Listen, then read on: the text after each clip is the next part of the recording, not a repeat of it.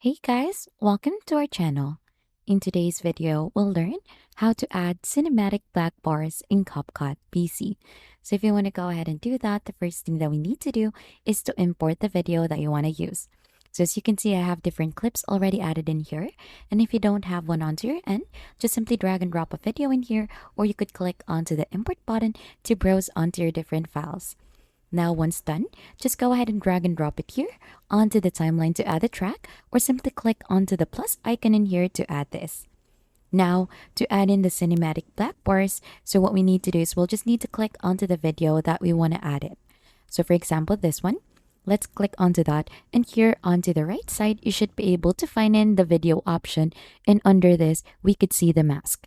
Click onto mask, and then right after, you should be able to find in the option for that one to do a mirror. So if you click onto mirror, it should go ahead and add in some black bars in here for cinematic effects.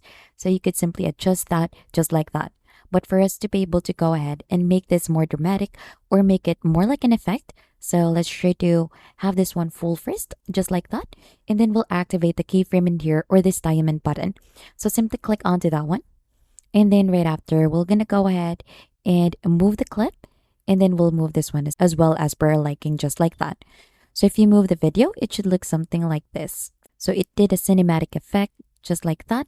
Then we can make this one smaller as well, just like that one. And then we'll add another keyframe. So we could add in a feather as well so that it would be seamless. And if we do a quick preview, this is how the video should look like. So as you can see, it added a cinematic black bars, so the video should look cinematic. So we could adjust the feather as per our liking in here. And then this should be your final output.